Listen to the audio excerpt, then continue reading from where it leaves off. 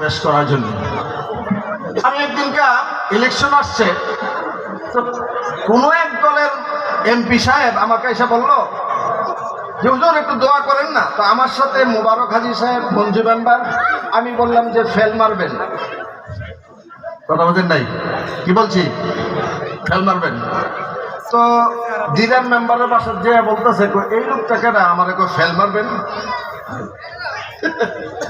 তা আমি বললাম যে ফেল এই জন্য মারবেন, আমাদের আমান ভাইয়ের মতো আখলাক আগে তৈরি করো, তারপরে তোমাকে ভোট দিতে হবে না, বলতে হবে না, ঘরে দরজা দরজায় ভিক্ষুকের মতো ঘুরতে হবে না, ঠিক কিনা বলেন? আগের থেকেই হাতটা খুলে রাখেন, মানুষকে এত ভালোবাসেন। ওনার কথাটা শুনি, আমি বয়ান করে দেব।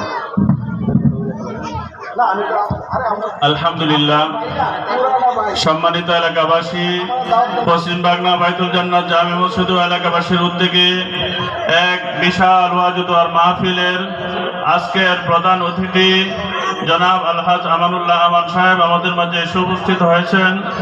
এই পর্যায়ে উনি বক্তব্য রাখবেন। সম্মানিত এলাকাবাসী, আমরা সকলে মাহফিলের প্যান্ডেলে চলে আসি। এই পর্যায়ে বক্তব্য রাখবেন 90-এর গণঅভ্যুত্থানের মহানায়ক, সাবেক ডাকসুর বিপি, বারবার কারানির্যাতিত এবং কয়েকবারের এমপি ও মন্ত্রী জনাব আলহাজ আমানুল্লাহ আমান। জনাব আলহাজ আমানুল্লাহ আমান।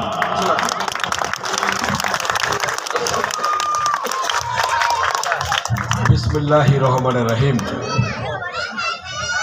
আল্লাহ তাআলার অশেষ রহমতে, আল্লাহ তাআলার ইচ্ছায়, আল্লাহ তাআলার ইশারায় আজকে আমি এখানে আসতে পেরেছি এবং আমার শ্রদ্ধেয় উলামায়ে কেরামগণের সাথে সাক্ষাৎ করতে পেরেছি এবং আপনাদের সাথে মিলিত হতে পেরেছি।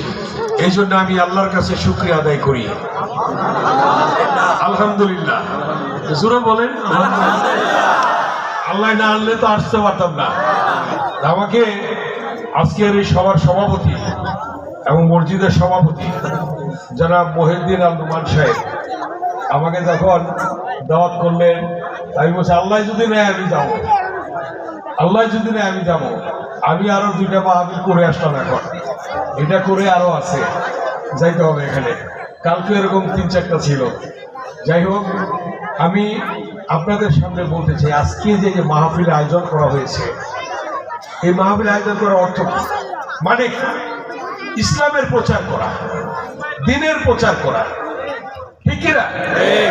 ইসলাম সম্পর্কে আমাদের শ্রদ্ধেয় উলামায়ে কেরামগণ